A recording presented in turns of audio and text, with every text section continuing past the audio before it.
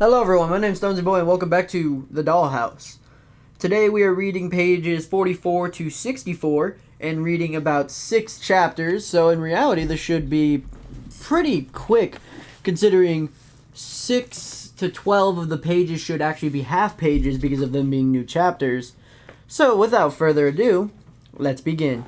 Chapter 6. The next room empty. Pink and identical to the others, except lacking a victim. Lucy said, I don't like the other guy still being out there. He could show up at any second. I'm trying not to think about it. What's with the pink? It's like a fucking unicorn puked in here. The girl with no hand said, they see us as toy dolls. We're in the dollhouse. Their dollhouse. Olivia said, what's your name? Jen. I'm Olivia. This is Lucy. Jen moved a strand of her hair out of her eyes with a stump. Said, thanks for not leaving me here. Olivia said, you would have done the same. Jen shook her head. No, I wouldn't have. I would have run for the hills. I'm getting out of here. Jen turned to her useful steps, walking up the stairs.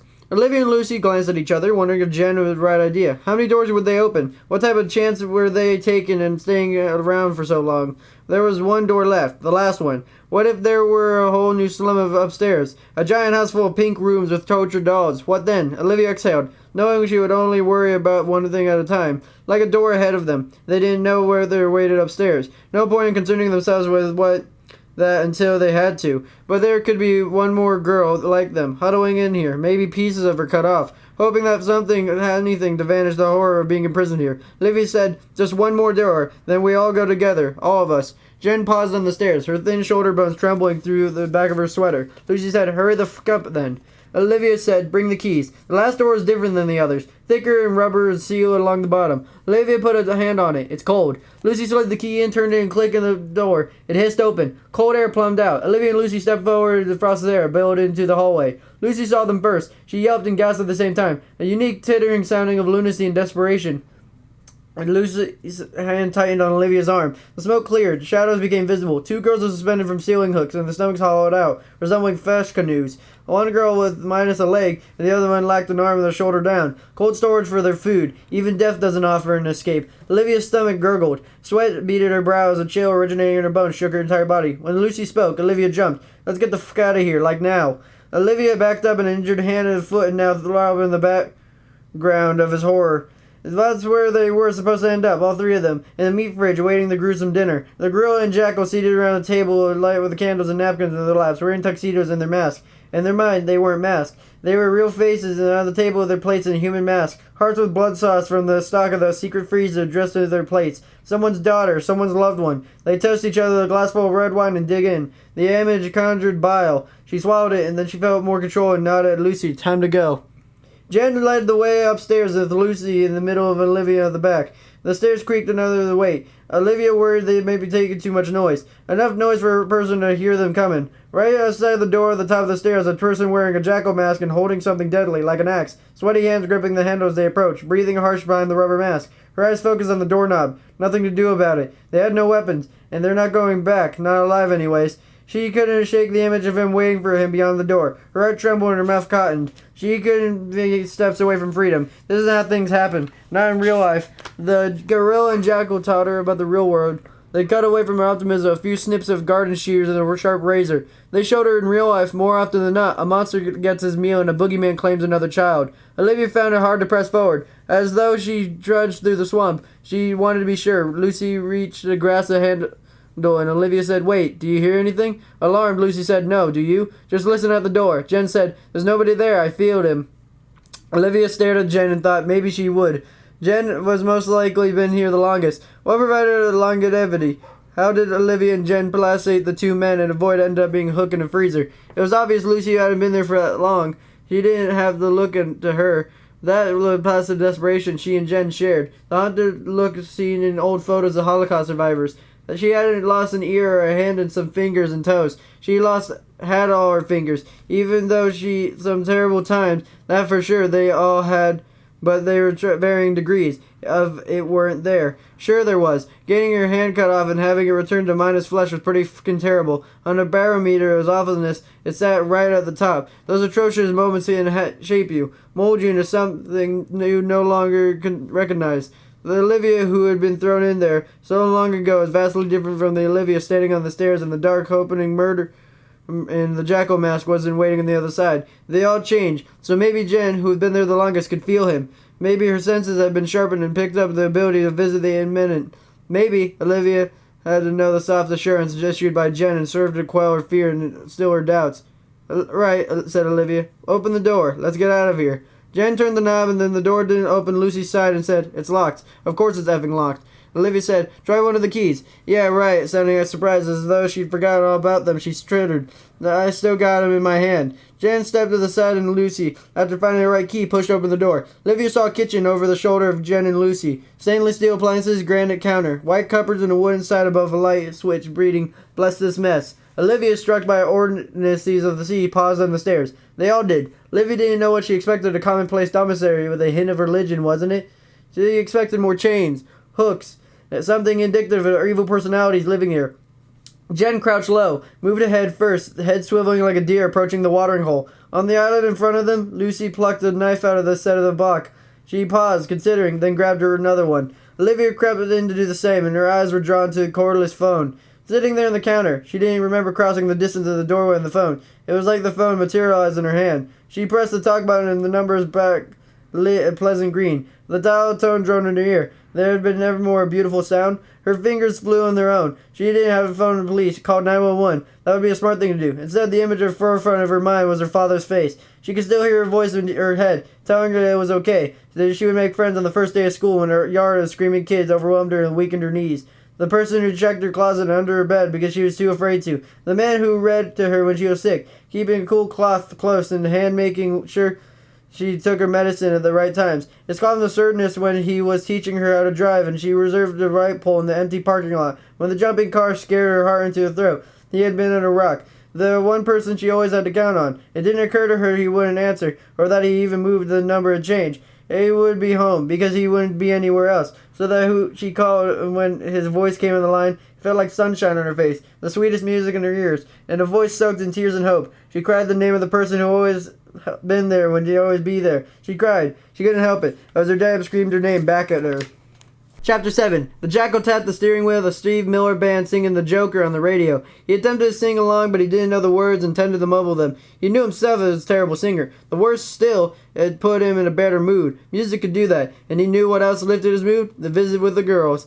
They were up to now, he wondered. Especially his favorite, Olivia, his beautiful angel, soft skin, eyes made for pain. Large liquid pools of despair. He yearned for her. Oh, he loved her in the most. The truth is he saved him from normalcy. They allowed him to stand out in the herd of born conformity. With him, they could remove his carefully crafted mask and put on his true one. In many ways, he was grateful to them. He made them free. He made him exalt the freedom and the pain and death, provided him. A freedom and indulge his fantasies. How many people could say that they did that? Many a handful of people, maybe less.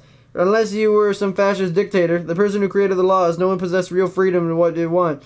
With every action accompanied by consequence, true freedom couldn't be achieved. In theory, it could never be achieved, but it didn't hurt to strive for it. In order for him to pursue the freedom he wanted, he had to fool the world, fool everyone that knew him. He had to wear the face that said, trust me, or I'm safe. He hated that face, and if he ever had to wear it all the time, he would go nuts, like a shooter in the bell tower behind kind of nuts. He referred his own type of crazy to that, and it was the girls who gave it to them. Against their will, of course, and that made it more precious to him. He glanced at the time and dashed and nodded. He had time. He could pop in for a visit. He would serve to keep Grady on his toes. Even better, he could spend time with Olivia. Grady could just sit in the fucking corner for all he cared, pouting under his mask and the arms folded across his chest like some sulky teenager. No need to hurt Olivia tonight. Tonight he would be gentle. Maybe paint her nails or French braid her hair. He liked French braid on Olivia. She looked like royalty after he finished. His erection pressed pressurably against the front of his pants. He grinned. Only Olivia had the power to do that. To cause him an erection without the thought of violence entwined. Imagine when he took her, made a long-awaited decision and partook of her. It would be nothing short of glorious. He could wait a little longer yet. Without her, what would he have? The other girls, although wonderful and very similar to Olivia, were missing that something. They were cardboard cutouts of Olivia. Strange to feel the emotion for a person. That was what he felt. Love? He smiled in the notion. Would you want to destroy the thing you loved? He didn't know. They changed the song to Ave Maria. It boosted excitement to see her. A thing he didn't believe possible. It scared him a little to feel this much. It gave the other person a certain power over you, and it was both terrible and scary. He would have to destroy her sooner or later. He knew that. Chapter 8. Olivia, my God, where are you, honey? Trying on the other end. I don't know, Daddy. I have to get me out of here. Okay, where are you? Don't know. I'm in the house. Daddy, they did things to me. He squeezed his eyes shut tight. White motes danced under his lids. He didn't know, but it was free-hand in his hair, tugging at it. As if he caught a glimpse of himself in the mirror, he would think that he was insane, looked like. Don't think about that right now. Help her. Help your daughter. He paced at the floor, his thoughts twisted and swirled, refusing coherence. Focus. You need to focus. His gut felt loose, almost liquid inside. Harry dug his nails in the fingers of his palm. The sharp pain brought clarity. Okay, is there any mail lying around? Something with an address on it. Bills. He shook at someone, then the drawer opened and heard something metallic hitting the floor. Olivia, who's with you? A wetness in her voice thickened her tears. He replied, others like me. Dear God.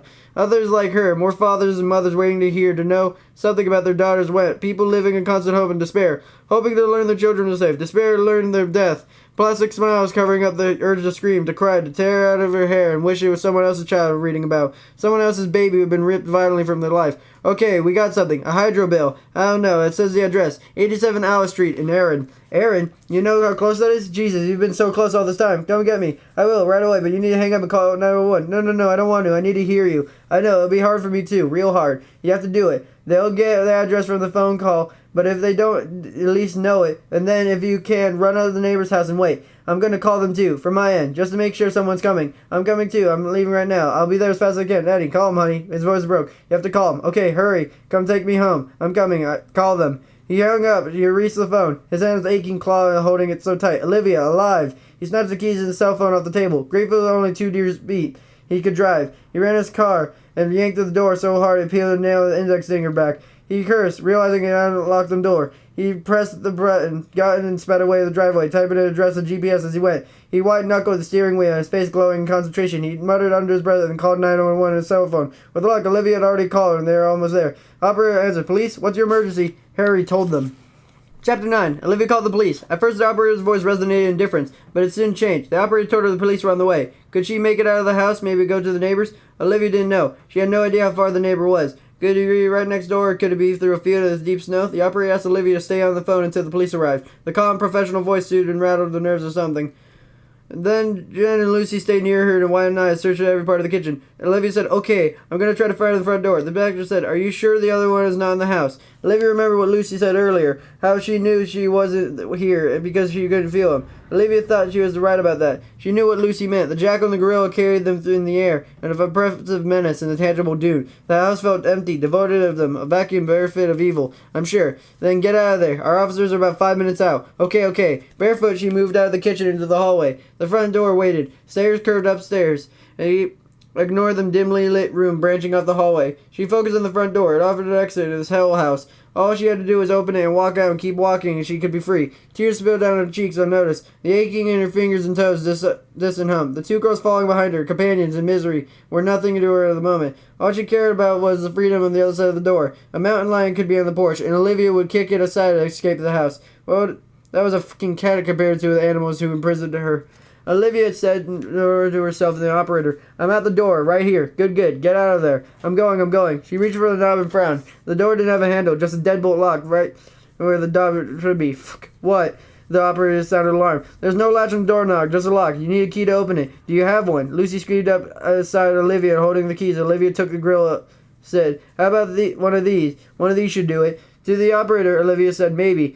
Lucy gave Olivia one of the knives she took, a smaller one, and held the keys up to the light. Olivia had no idea what she was looking at. They were keys, for fuck's sake. Just pick one and get on with it. Olivia glanced back at Jen. He held her stump into her stomach, bent over, peering in the picture of the frame and dark table of the hallway. He turned her head, and Olivia said, fake, like a picture came in the frame or something.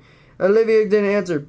Though, what could she say? Who gave a shit about the picture in the frame? They were still trapped in the house. They didn't know what the actual was. They didn't know if they had the keys to get out. Olivia trembled and much teeth chattered. And her operator said, is everything okay? Olivia said, I don't know yet. Scraping the keys and breathing. Lucy said, God, none of them work. Should we look around? Lucy held her arms out, exasperated, and said, where? I mean, this is a small fucking house. They'd be anywhere. Jen said, just break a window. In the same tone, someone would say, past assault. Olivia said, fuck it, then let's do that then. The operator said, the police should be there any minute. Olivia said, I'm not waiting any longer. Heavy footsteps crunched gravel outside. Porch blank groaned. Lucy braked away from the door, knife held out in front of her. Olivia whispered to the operator, "I think he's back." The operator caught up at the moment, lost her professional demeanor, and blurted F. The girls backed up for the door. Something sharp poked Olivia in the back. Lucy muttered, "Sorry," and Olivia realized Lucy's knife must have jabbed her. Olivia didn't respond. He held the phone against her ear and held the knife in front of her. A pitiful little knife pointing the end towards the door. What the f*** would he do against the jackal? He'd take it from her and carve her up, piece to piece. No window in front door. Or would she not even know who stood outside? It had to be the jackal, though. She would have known better. There was no escape from this place for him. He'll open the door any second now and yell, "Honey, I'm home," and then whisk him away in another hidey hole and stock up another meat freezer. He sucked back the sob. It racked her bony frame. Would he have a gun? Would he even bother taking someplace new? It would be smarter to execute them on the torch the place. "It's an officer." Olivia jumped and glanced at the phone. Surprised he still held it in front of her hand. She'd forgotten all about. "What?" The operator said. "At the door. It's a police officer." "How do you know?" "We're talking to him over the radio. There are 3 of them there. 2 are at the back of the house." "Tell them to break down the fucking door," Lucy said. "They can't. It's a steel door." Olivia said, "Windows." The operator said, "I'll tell them. Stand back from any windows." The girl glanced at the living room to the hallway. A shadow passed in the front of the window. Flashlight beam circled the room. A loud snap in the window shook the frame. Another snap in the back of the house, and then a cacophony of sound of officers tried to break the windows. Jen said, "Some sort of safety glass. It won't break." Lucy snorted and said, "You gotta be fucking kidding me. Cops can't even get in, and we can't get out?" Jen said, "We weren't meant to get out. No one has." Olivia said, "Give it a test, Jen," he said harshly, and wanted to take it back after Jen cringed with her stump raised toward off the blow she thought coming. Only it scared her. What Jen said. It scared her even more because she thinking the same thing. Jackal owned them. He had proven to them over and over. He would never let them go, no matter how many cops surrounded the house. Stupid thought, paranoid even. Don't make it any less true. Her dad would be there soon. Please get here soon. The operator said, "Technical officers will be out there soon. They have a ram. Something to break down the door. Hold tight. The maniac will come back. Now I have the place surrounded by police." Chapter 10. The jackal saw the swirling red and blue of the lights reflected in the windows, the coloring night sky, and unveiling waves. He knew what it meant. The show was over. They found his girls. He felt gut punched. The floor he thought so solid underneath him disappeared. He floated over an abyss. To see, he had to see. Dangerous and against everything he taught himself. About self-discipline, yet compulsion about being denied. He made the turn toward the house, his sanctuary. Nearing Christmas, the suburban homes glittered and flashed at him. A neighbor had gray hair and large frame glasses, hugged his arms against the cold staring of the street corners of the flashing lights. Where was the gorilla? He would be a weak spot. Even after this careful conditioning of him, a new staring of the infinite life sentence would change a man's mind about the royalty. He slowed as he passed the house. 3 police cars spaced out in the street, lights cycling through the colors. He squinted and saw an officer in the porch. The doors and glass were keeping the officers out, for now. 3 cops? He thought most of the officers of the town rode around solo. Well, could there be more, though? If not, the rest would be here soon. He felt a sudden surge of rage at the night side of them, standing where they belonged, like they were invited, nosing around, talking to his girls, judging them and giving the right to. What did they do about them? Nothing. They know how many hours he spent caring for his girls, bandaging them, showering them, cleaning them out after they pissed the bed in fear. Had they no right to take them from him? His knuckles cracked as they tightened the steering wheel. He could pull over right now and get a carbine from his truck. He can get pretty close since he was distracted and trying to get in.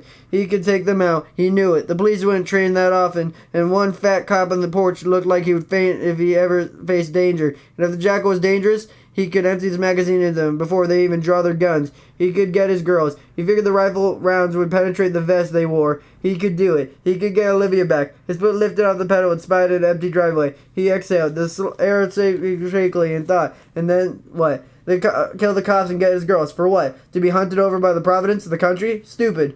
Right now he was free and unknown. He could stay that way if he continued driving. Let his tires eat the road and lay low. Spend some time in the hotel and check the news. See what happened to the grill before he decided what to do next. Right now, his obscurity afforded him time. He would waste that if he were guns blazing. Better to be unknown. It hurt to do it. To give him up. He would miss them terribly, especially Olivia. He didn't know if he could bear to live without her. He would worry about it later.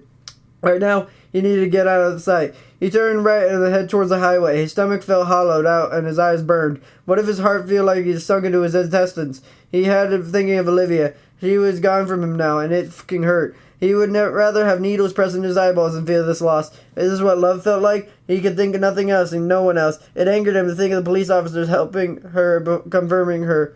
He did that. That was his job. He showered her, braided her hair, painted her nails. He didn't do it because it was his job. No, he did it because he cared for her. He needed a connection to her, and he didn't feel connected. He could say we're fused of the soul and believed in the nonsense. How would they appreciate that? They couldn't do, and they wouldn't. They would be hunting him forever. His lip trembled. Olivia was gone from him now. Chapter 11. Bam! The door shook in the frame. The bulge was struck. Olivia cringed, thinking about it might fly off the hinges, crack her one. It didn't. The door suddenly remained closed. Lucy said, I feel like I'm one of those comedies. Olivia said, comedies? Lucy said, yeah, crime comedy. They're cops that can't get the damn door open the crucial moment of the storyline. The camera would show them all standing there, rubbing their chins, discussing whether they would not blow the door open. Well, they wouldn't do that, would they? Olivia said. Lucy shrugged. They all moved further away from the door, staring at suspicion. Olivia would have asked their operator if she had put the phone down if the tactical officer showed up. Bam! The frame cracked its plaster. Bam! The frame warped the door limb down, screwing the bent hinges and the crooked frame. Standing in the doorway, Olivia saw a tactical officer holding a ramp, his eyes wide, surprised at the breach of the door. 3 men clad in black, wearing helmets and goggles, charging the machine gun. The sights held up in their eyes. Everywhere their eyes moved, the barrel followed. The first one in sight to alive without looking at her. Anyone else in the house? No. You sure? Pretty sure. Okay, go with them. Officers in regular uniforms rushed in and ushered the women outside. They squinted against the flashing strobe lights and felt as disoriented and bewildered as cavemen leaving the dark home. Ambulances were parked in the front of the house, with crews standing outside, heavy bags slung over their shoulders. Seeing the girls emerge, the crews hurried over to them. The porch was freezing under Olivia's bare feet. The blanket had thrown over her shoulder. She was bombarded with questions. A CTV news van parked tight beside the ambulance. A man with a camera on his shoulder argued with the paramedic. Olivia's eyes followed the elongated tower protruding from the roof of the news van. It scraped the night sky and she noticed it. A real sky with real stars. A cold breeze ruffled her hair and she gloried in it. Out of the house, she was out of the house. Liberating and terrifying at the same time. So much space and enough space. Her eyes darted everywhere. So much happening. Lights flashing. Faces crowding her space. And tiny part of her wanted to be back in her room where it was, for the most part, quiet. Hand pried the knife out of her hand. An older man, a paramedic with silver hair and kind eyes behind glasses, said, Come with me, dear. You're safe now. Olivia burst into tears. Chapter 12. The reunion with Olivia overwhelmed them both. He rolled up in his car, panicked because no one told him anything on the phone. He called the police, asking for updates. They brushed him off. He didn't know what they meant. They were intentionally keeping him in the dark because they weren't ready to give him the terrible news. When he got there, would an officer's stripes on his sleeve meet them where to tell him they had been too late? Sorry about your luck, Mr. Barnes. We found your daughter. She's dead. Was that what they waited him when he got there? Goddamn, he would go for a drink right now. A little nip to get him through this. Something to bolster his courage. He didn't believe he would make the blow like that. To hear Olivia's voice on the phone with thought impossible. A goddamn miracle, really. He was terrified to believe it was her. Terrified to doubt it. And then she knew. It was her, all right. His golden heart. Calling for them. Wanting her daddy to bring her home. He couldn't fail her. Not again. It would kill him. The surge to continue living would dissolve as sugar in water. After she disappeared, the first few months, hell, the first couple years, he believed she would return. Some people would call that denial. He preferred to call it hope. She would walk in the door in some temporary amnesia story that would make any soap opera writer proud, and he would believe it. Why wouldn't he? He would just wander back. When a couple years turned into 3, 4, then 4, the reality of Olivia never coming home sunk in, albeit slowly. The not knowing kept him up many nights, thinking about the contents of a bottle left in the house. Was she alive? Was she dead? What the fuck happened to her? He needed to know something. He couldn't make any life decision because of it. His life on pause. It got to the point where he'd rather know she was dead than continue living in a fog of indecision. It was the not knowing of the core of his soul. And still he looked for it even through the little asshole voice in his head kept telling him she'd be gone for good. Time to quit jumping up whenever the phone rang up and stop checking the door every time the house startled, thinking it might be her footsteps on the boards. Forget spending his weekends cruising the university searching for a blonde head, waiting for her to turn, see him, and smile. Stop chasing ghosts. He hated that voice. With every day that Olivia didn't return, the whispers grew more insistent, refusing to be ignored. The practical side of him telling him to hoping he would return was foolish, childish idea, and not fit for his adult mind. He drank in silence as whispered. He preferred drunken oblivion than the dark fears. Some hope, even if he faced his stubborn refusal to believe her dead, it was better than despair. If he got there and she was dead, it would be the end of him. He knew it. It would be too cruel. He listened to the GPS voice to direct him where to go. Determined not to miss a turn and pulled into Alice Street, almost running over 2 people standing in the road. His tires slid on icy pavement when he turned the wheel and bumped into a curb. 3 police cruisers, a large black van, 3 ambulances, and a CTV news truck crowded the street. An elongated antenna protruded from the roof of the news truck, reaching the bloated gray dark of the clouds of the dark sky. Flashing lights illuminated people, curious neighbors, and those who monitored police scanners, holding conferences in the street, holding up the house, and talking with serious, tight-lipped expressions. He turned off the car and left it parked against the curb and got out. The cold wind tore open his coat. He squinted at the house, and one of the GPS led him to. Was she here? In this house?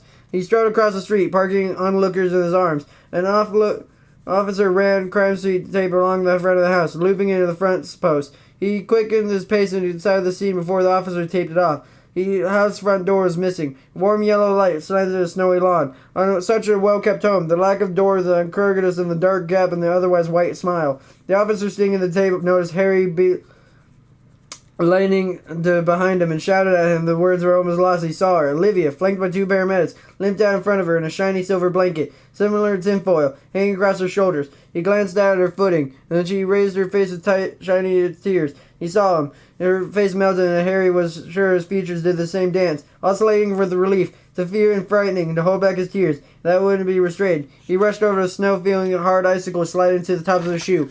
He heard someone yelling at him to stop, but it didn't mean anything to him. That voice was coming from another planet, as far away as Harry was concerned. Only Olivia mattered. Olivia fast hopped down the stairs and noticed her bare feet, and he put a hand on his mouth as he sank into the snow. He wished he had brought boots for her. Something stopped him. Something pulled his arm, and his feet almost slid out from under him. But whatever stopped him kept him from falling. He glanced at his arm and saw a gloved hand on it. Allowed the arm to face. The police officer, the one who had been running the tape, curled his mouth to a grim line. His daughter, his beautiful girl, screamed, "Daddy!" The officer looked from Olivia to him, opened his mouth, and say something, and instead of the officer let him go. He made it to the porch, scooped up his daughter, and sobbed into her shoulder. He felt her ribs through her blanket, a bag of bones crying into his chest. A dreaded learning of what happened to her. A fear grew in his stomach, and a malignant tumor. 5 years of horror, melting the flesh with her tiny thin flame. He would worry about that later. Right now, all that mattered was Olivia alive in his arms. Olivia wouldn't let Harry leave her side, and he didn't want to. He wanted to soak in her presence. He kept reaching out to touch her. The pat on the leg, a brush of her fingers at the shoulder, amazed, grateful in the physical reality of her. He rode in the ambulance with her in the hospital. When they got there, he stood in the corner of the room, and the nurses and doctors bruised themselves around her. Beeps of machines and the drone of conversation in the background around her. Beeps of machines and drone of conversation in the background orchestra. He noticed the spot where her ear used to be, and his stomach clenched. When she held her hand, he felt empty spaces where her fingers once were. When the nurses covered her in a warm blanket, Harry's eyes took in the missing toes on her feet, and the blanket floated down to cover him. He wanted to vomit. What would it be for him, though, it was not for her? Time enough to agonize over, and she must have gone through these past 5 years when alone. Olivia wouldn't witness any more pain. Turning into a blubbery mess wouldn't do her any good. She needed a father to be strong for her. Later, alone in the dark, maybe when she'd given anguish and a fear of what she lived through. Not now. Not the time to hold her hand, smile, and then turn the trusting eyes to them and tell her everything would be all right. Because that's what parents were supposed to do. Police detective paced in the hall wanted to talk to her. He didn't want to speak to him. Not yet. She just wanted to rest. When Olivia fell asleep, Harry left her side and collected her business cards. He wouldn't contact them when he woke up. The officers said that they wait and offered to pick him up with a coffee. Harry declined. Harry returned to the room and studied Olivia, thin and haunted. He twitched in her sleep. Her eyes were deep pockets, so different from the last time he'd seen her. 5 years is a long time. Longer still for one who'd suffered so much. She couldn't be the same person she had last seen standing in the room full of boxes ready to unpack. Those injuries to her turned her stomach. He lived through the worst nightmares. She would do anything to help her. Whatever therapy she would need to take out the second mortgage on this house to make sure he would get it. Man, he would go for a drink. Why is it that he still wanted to drink so bad? There was more selfish creature on the planet than an alcoholic? He didn't think so. And it didn't matter wanting to drink and needed one. He struck his hands on armpits and stopped them from shaking. Harry stood at the window and glanced out. New trucks continued to pile into the visitor area. He spied Fox News down there. American news stations were in it now. Cameras and commenters all took a position in front of the hospital, hoping to learn more of the macro tale. Mass murderers, rapists, abductions, the house of horror and the quiet community of reporters feast and the vultures that descended in masse. These sort of things didn't happen in the town of Erin, Ontario, a small town where big stores had yet gained a foothold. No Walmarts there, just Tammy's. And then Timmy's were everywhere. They were mom and pop stores, family owned and family run, lining the main street. Everyone knew everyone else's business and murmured them to watch each other over, and at church gatherings or maybe at the local garage while they waited for their breaks done, or at their hair salon with the click of scissors and the offerings of gossip was loud. Point being, no one had secrets in this town. Someone somewhere knew your business and hold it to the neighbors ad infinitum. It was how small towns operated, or so Harry thought. Except for this, no one knew this, and the community was not only stunned, they were flabbergasted, knocked down by their collective asses. Right in their own town by one of their own. A quiet neighbor, sure, but their neighbor for more than 5 years. 2 men had been keeping stolen women in their basement, abusing them, and they no longer continued to please. They killed them. Even more incredible, the men ate them. How could this be? How could the officers in town not know? Sure, there was more than a few in the town rocking their feet in front of some news camera, offering and knowing and looking and saying, I knew there's something strange about him, or I had my suspicions. about that place. Even still, there was more questions than answers, and one of the killers was still out there. Before exhaustion pulled Olivia into deep sleep, she spoke enough to the detectives and let them know that there's no idea who the jackal was. He had never seen his face, just his hands. As far as Harry knew, none of the poor girls had seen his face. An unknown, a shark swimming in the sea of people. No one would ever realize how close the danger had circled him. He could be anyone. He could be anywhere. He could be wandering the hall in the nurse's uniform, carrying a needle filled with nothing good. Fuck, he could be doing a drink right now. Sweat beat his brow. Maybe he could sneak a quick nip of something. He remembered seeing a pub just down the street. Of course he noticed that alcohol has made the business to make note of such things. An eternal GPS of places to get plastered in. He could walk outside, tilt his head, and sniff the air and follow the sound of the nearest bar. Olivia frowned in her sleep. What's she dreaming of? Was he considering leaving her alone who would go get his drink on? He means so much to her. You can't run off another 5 years for her to return a fucking drink?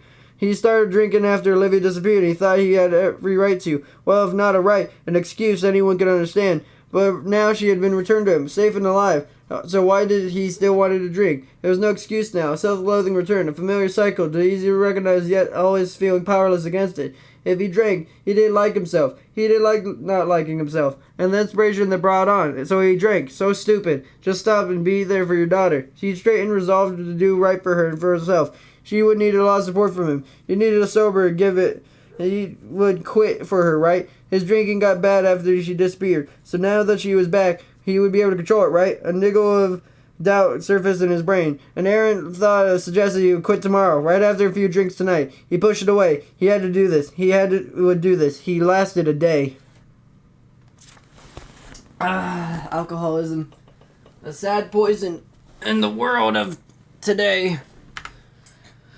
But all in all, that's the end of that. So with that, we now are going to... Oops, I did not mean to... There? Yeah, whatever, sorry. Did not mean to do that.